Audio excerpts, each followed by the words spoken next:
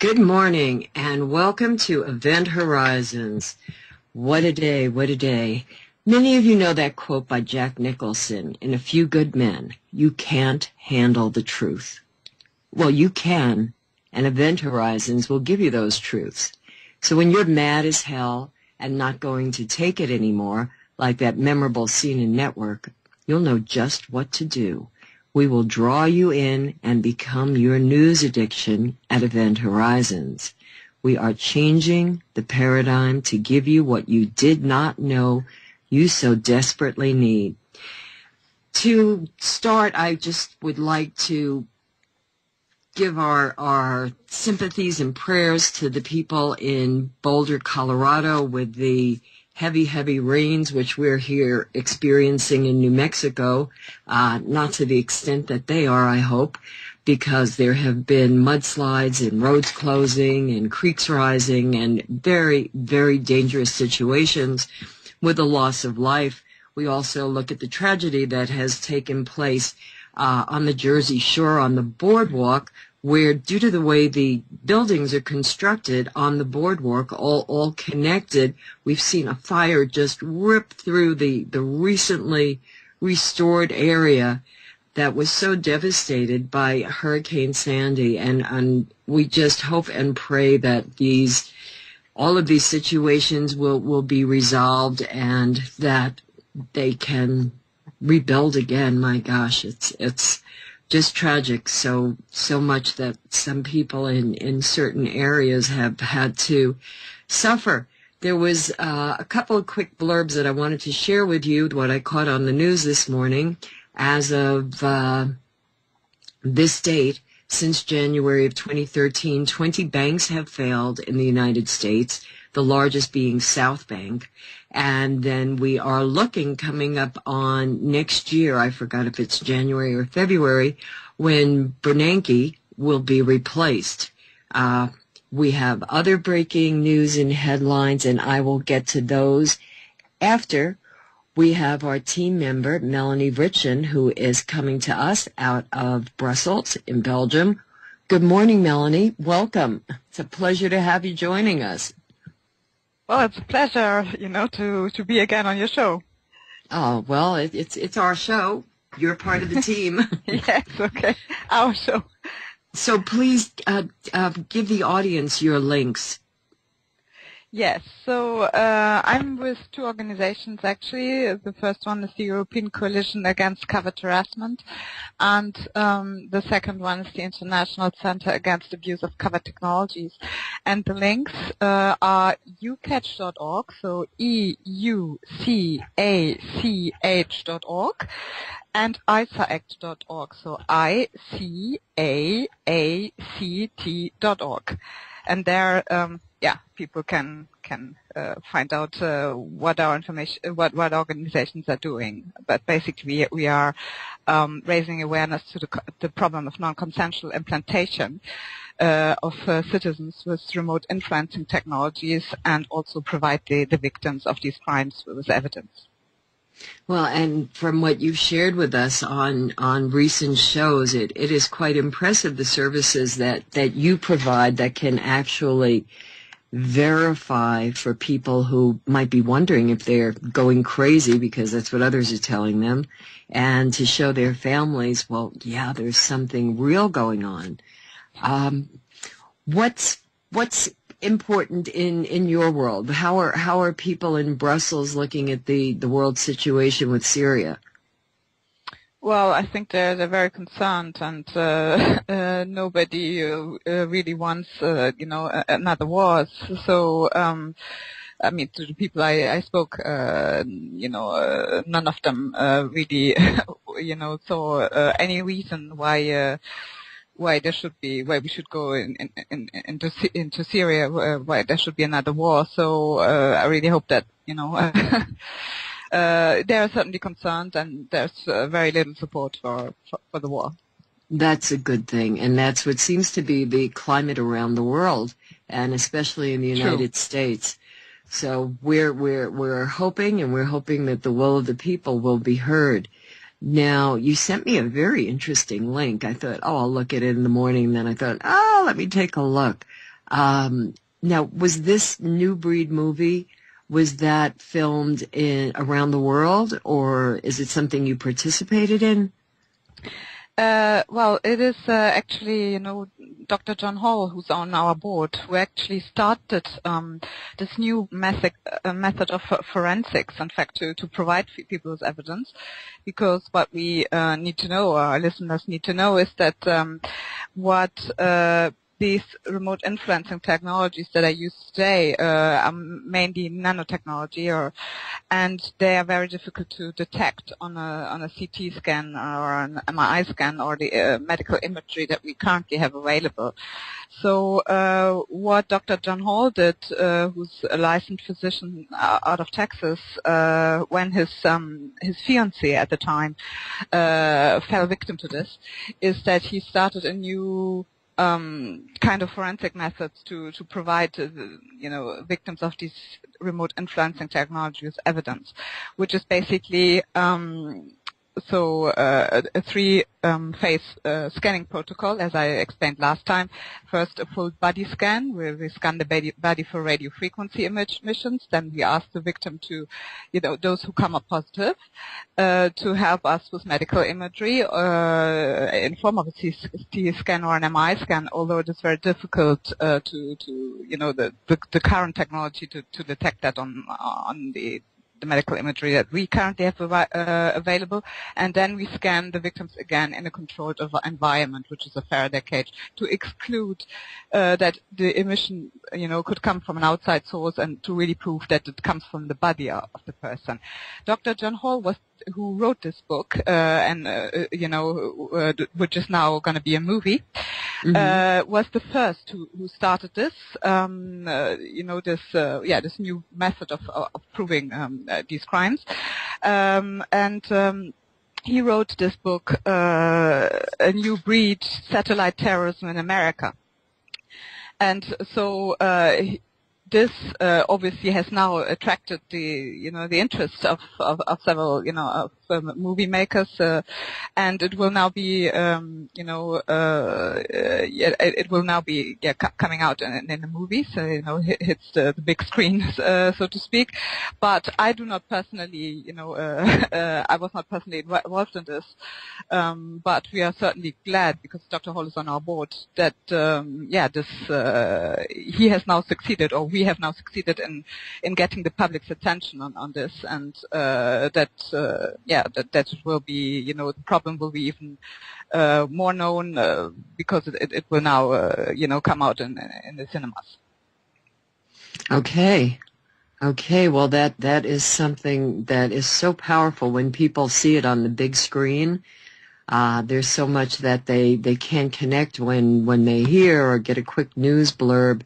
So this is very exciting that this is it already released, or are they just in the process of scheduling the film showings and premieres? No, it's not yet released. People who want to know more, you can look at the link that you've just posted there, Robin. www.newbreedmovie.com. But it should be coming out in the near future, and the decision has been taken that it will be a movie. So we're very excited about this. Because it's true that via the cinema you can reach so many more people. Definitely, yeah. And I've heard that he's actually at the moment already busy with writing a second book, a follow-up book to the one that will now be come out as a film. But we're very pleased, and certainly we'll look forward to to it coming out very soon. Wonderful. That is so good to hear. And are there any, I know there had been a very large conference that was held in Brussels about this subject. Are there events being held regularly around the world about all of these covert technologies? Yes, so we just started. There were a series of, they were called open mind conferences, one in Denmark, one in Norway, and people, they can go on the ICAACT website, and, our European Regional Director, Lars Drudgaard, who is from Denmark, gave a lecture there. So you can see that, it was filmed, these open mind conferences, with focus on these subjects, the non-consensual implantation of citizens with remote influencing technologies. We are certainly with EUCACH, because EUCACH, the European Coalition Against Covert Harassment is quite young. We just founded it this year in June, actually legally established this as a not-for-profit association. We are currently planning to have a big, congress. We don't know yet, where it will be held. Either it's going to be in Stockholm, where we were founded, or in Brussels, or another location. We have to look at this, but we certainly have, this planned. So in the coming months to have a big congress on these issues, but we also do regular events where people that think that they could be victimized with this and want the proof, that can come to us and they get a free radio frequency scan, like I just explained. We with a tool that is called the back detector. We scan the body for radio frequency emissions, and this we do regularly. We did just one beginning of August in the UK and St. Anne, which was very successful. And for the first time, we also interviewed victims there. We asked them to, if they're interested, to tell us their story. And these interviews are now, you can find them on the EUCACH YouTube channel, and what they had in common was they were all different stories. Of course, different people from different walks of life, different ages, but the stories were surprisingly, similar in nature. So this we do regularly, and there will be another one. Now we've just decided in Brussels on the 18th to 20th of October. It will be here in Brussels, and people who are interested in this, to get scanned by us free of charge, who want a proof or want to know if this is what could have happened to them, is that they can write to us via the ICAACT website. There is, when you click on the contact button, you will see that there is a contact for the UK. A contact form or an email for UK contact, and people should write to her if you're in Belgium or in the surroundings, in the UK, in the Netherlands, Germany, and not too far away from Brussels. You can contact us via the UK contact, because it's going to be my colleague Diane O'Donnell, who's going to come from the UK to scan people, and we'll do this on the 18th to 20th of October. So I thought it's worth mentioning. Most definitely, yes. People have to start planning for a trip like that if they're coming, if they consider coming from the States or other areas that are far away. So that is True. Important. We do actually have, at the last scan, which we just had in the UK in August, there were people, like always, they came from all over, but we had also a few people from Canada. So they come from very far away to get their scan with us. Sure. It is such a, I don't know, not like a sleeper subject that you don't hear in the mainstream media. And the only references that are made to people going through this living hell is they're crazy, they're imagining it, all the discounting of the very real and very, life upheaving symptoms that people have to experience. So it's wonderful that they can actually have that verification and then acceptance, because it's just very difficult, as you lived through this, my friend. Yes, I can. I'm a victim myself, and I'm, basically I have been non-consensually implanted with one of the most horrific technologies that nanotechnologies that you can be a victim of.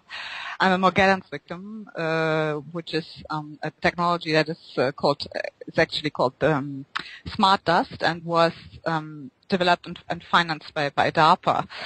And it is actually a technology that, once it's in your body, it self-assembles and auto-replicates. And if you want to, in layman's terms, it creates devices and tools, inside the human body. It really roboticizes you.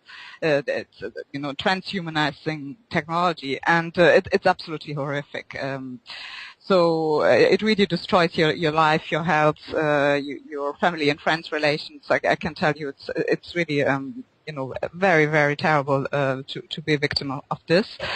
So I know, for myself what it means to be a victim, and that nobody will believe you, and to be called crazy and delusional and all kinds of really horrible things, when it is already so terrible to deal with this crime, basically, you're a victim of. So, and I see that when people come, and we scan them, and they come up positive, and later we provide them with a report of the scan, what the results were, and also we audio and video record the scan. So we'll send them a DVD with a video of their scan, and I can see, well, some people are, when they react, look, rather shocked, because it's really the confirmation of what they thought, what was going on, but most of them are actually more like pleased, because it's like it's a verification, and it's a, let's say, well, you get the proof that you're not crazy, even though everybody else tells you so, and that you're a victim of a crime. Yes, most definitely, and it is just so critically important in situations like that for people to get that confirmation, and then you move on with what do you do. And we still have to plan, Melanie, for the part 2 about Morgellons that we'll be doing on my show, What They Don't Want You to Know. I'd like to have you on with Crystal River, and I have a friend and colleague, Charles Osman, who will have some very, very interesting insights. And yeah, this will be quite a fascinating discussion, because there is some symptomology that was not explained years ago that he pointed out to me with different skin conditions that people had. And very interesting clue that you provided about salt, because what he was sharing with me was that what they found for those people, that with salt, the symptoms went away. So yes, in fact, I was told that there is this salt. Well, unfortunately, I've tried all over, but in Belgium you don't seem to be able to get it. But the Epsom salt you're supposed to be to bathe in this, and some people have good results. So I don't want to promise that you're basically going to cure Morgellons in using Epsom salt. But I heard that. I'm in contact here with another Morgellons victim, Muriel, who's also a very bright lady. She worked 30 years in Australia, actually, for the, I believe it was the Environmental Agency or a Department of Environment. I'm not entirely sure, but she's, well, my Morgellons, fellow Morgellons sufferer here, and she, I brought her some Epsom salt, from the UK when I was there now, for the ICAACT scanning event, because we don't get it here in Belgium. So I personally could not try it yet, because it's a bit stupid, but I don't have a bath. I have a bathtub. I have a shower, unfortunately, but she does, and I've asked her recently if it works, and she says that she has good results, that she really sees that this technology, comes out when she baths in the Epsom salt. So if this could be a solution, or at least alleviate people suffering and their symptoms, I think that's worth a try. You know? Most definitely, most definitely. That's the wow. That's it's all come from the grassroots. It's all come from people like you and Crystal River and others around the world who have suffered with these conditions and are digging deeper. And I look at the organizations that you formed that that are a resource now for people to turn to, and that is priceless, because there are just so many people that I've met at conferences and events, and they don't know what to do. That's the biggest problem. Where do they begin? Yeah, that's true. And but fortunately, we have people, that like you, Robin, and others like Dr. Will Spencer from the Magellan's Research Group, and many others that I met, that are willing to help. That look a little bit deeper, and because I must say from the normal doctors where I went, well, they couldn't say I was delusional, because they were actually seeing this material coming out of my skin whilst I was standing in their office. So it's difficult to say, that I was delusional. But you don't. I don't think you get a lot of support or help from the traditional medicine doctors when you go here, when you go to your normal GP or whatever it may be. But the help that I found actually was people that were more naturopathic doctors, or more people that are looking into natural ways of basically detoxifying, cleaning the body, because this nanotechnology is extremely toxic. So these are the people of the community where I found actually more support.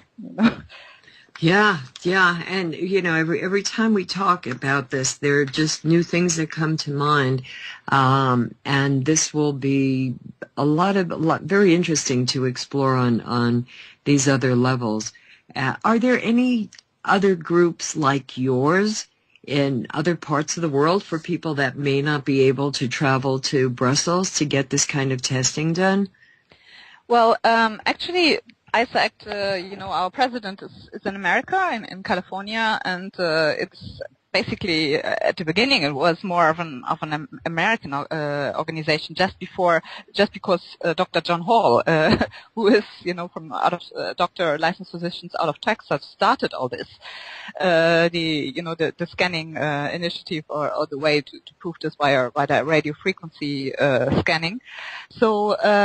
Yes, people can address us also in the U.S. So there is on the ICAACT website, and the website is ICAACT.org. There is, if you go on the contact button, there is a contact for the U.S. and if you want to get a scan, and so you can write to our president Jesse Beltran in California, if you want to get a scan, and we are also organizing these regular scanning events, the one I've just mentioned that we're now going to organize in October in Brussels, but we also do them, of course, in the United States. So there should also be always on the, announced on the website. So yes, of course, there's ways also for the U.S. citizens to get such a scan free of charge. Well, that is an incredible service that your organization and Dr. Hall are providing. So one more time, we're coming up on break, Melanie, and I thank you for joining us and sharing this important news, because it's a beacon for so many out there that have these unexplained conditions, to know that they're not alone. So what are the sites where people can go for more information, please? Yes, so it's EUCACH.org, so EUCACH.org, and ICAACT, so if you want to get a scan, you contact ICAACT, it's ICAACT.org. Wonderful, wonderful. So we will look forward to having you back on the air next week, unless, of course, anytime you have breaking news, we will just have you come on and share it when you have major announcements. And it's wonderful to get your updates, and it's wonderful for people to know that they have a spot that they can go and they know they will hear more regularly about this. So I really thank you for your commitment and for your time. So well, I want to thank you to help bringing this really important information out. So great. Well, that's what we're here for. So till next time, we will be back with Melanie Vritschan next week. And coming up now, we have. Let's see, am I going to do some news after the hour, after the bottom of the hour? We will see if the interview that John Elias has done with Edgar Mitchell can be aired. This is a very interesting one, and John Elias always does outstanding work. So we'll see if producer Jerry has that one ready and set up. And we are back. I'm Dr. Robin Falkov, your anchor here at Event Horizons. Coming up now is a really interesting interview that John Elias has done with former astronaut Edgar Mitchell. So there's some very interesting. I won't step on any of it because I'll let you all hear it and be surprised. I know I really enjoyed hearing the update, and you will too. This is just the first part that John is sharing with us here, and I know there will be more shared on his own show, Third Phase of Moon. And if we're all set, Jerry, then let's not keep the audience in suspense, and they can hear that. Okay, Robin, coming right up. Thank you, producer Jerry.